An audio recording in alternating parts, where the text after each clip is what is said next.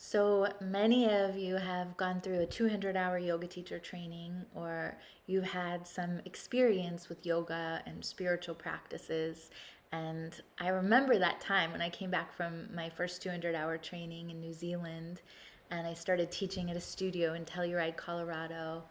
I taught for about a year, and I wrote to my teacher in New Zealand and said, I don't think I get it. Like, I need more. And he said, Of course you do. And I went back, and that began a couple decades of a journey through so many different wisdom traditions and practices and ways of interacting with the sacred and dissolving my attachment to the way that I'd been taught that life was and that I should be within the structure of society and the world. And then when the pandemic came, I was on my way to already compiling kind of the greatest hits of all of these experiences and distilling them through the lens of what life had taken me through in terms of pretty traumatic events and um, an MFA in poetry writing and master's in clinical psychology and my own healing from the things that I'd been through in life, which at various times have felt more than I could handle. So these are some of the most supportive practices. And in working with clients one on one online throughout the pandemic, mostly in grief counseling scenarios, I've been able to kind of sense and test their validity with others and found that some of these techniques and the way that I'm learning to deliver them really do resonate. So, elemental yoga is the training that I wish I could have kind of dove right into after my first 200-hour yoga teacher training.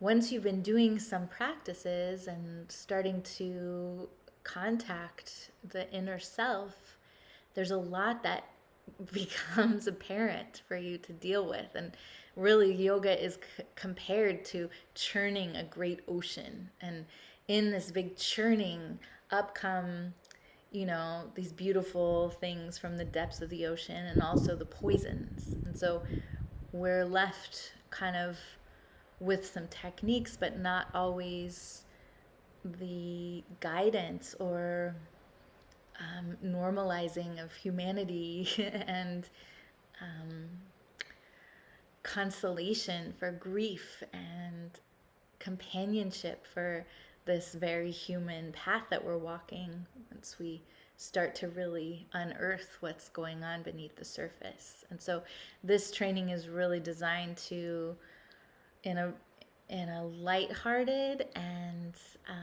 approachable, accessible way, give you tools to work with what comes up.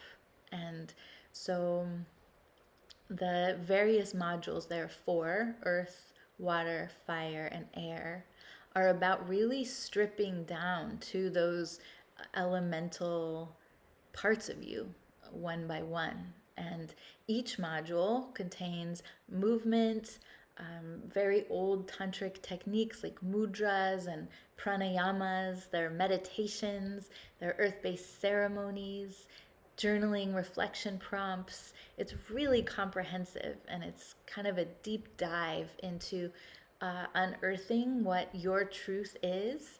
And so you're getting to the next level, most likely, in unfolding, revealing your true nature, your soul's purpose. And as you maybe facilitate or move out into relationships or your work, you're radiating that work that you've done. That inner light can shine more and more brightly from you without you even saying a word. So that's really what space holding and facilitation and being a light means. And this is an opportunity to get closer to being in that more often. With the earth element, you're working with your roots, the subconscious, the unconscious, ancestral patterns and creating a foundation so that you have a grounded sense of spirituality and a grounded perspective. And this includes like a joint freeing sequence, so you're going deep into the layers of your physical body. And in the asanas section, you're working a lot with the legs and feet. There are meditations to really connect you to the bones and the earth element, and what is that pace and what is that wisdom. And then the ceremonies are about spiraling into a deeper sense of going to the earth for refuge and seeking answers and coming out changed and ready to reintegrate. And then there are always goddess practices and movement inspired by connection to the goddess. So water, once you've created that foundation, that solidity, you get to play with how your energy wants to move.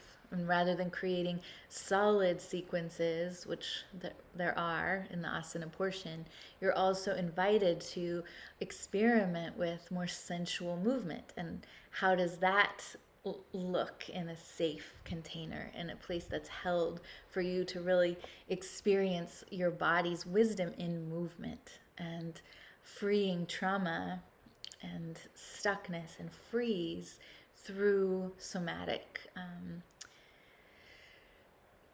little openings, I guess. Then you move into fire. That's really about your worth, defending the sacred within and without.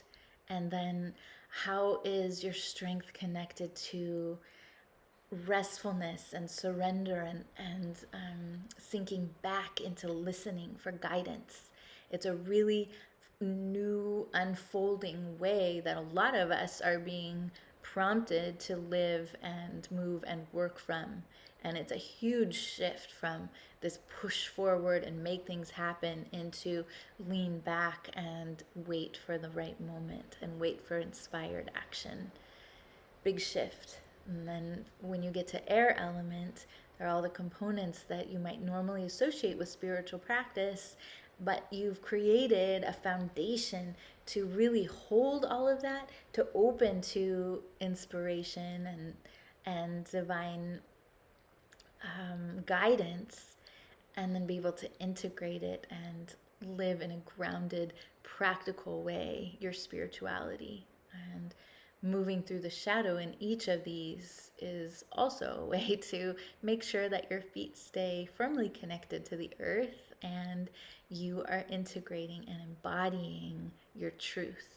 And that is an undeniable sense of wealth within you. So, in the yoga pantheon, there's Lakshmi, and she's this golden and pink goddess associated with just pouring coins out from her hands.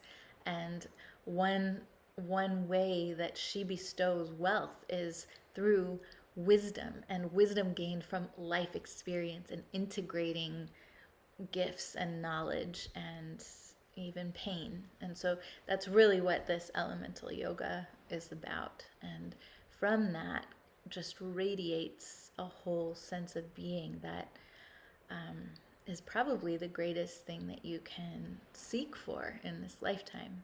So if you're interested in moving through this program, you can click the link below and get immediate access to elemental yoga.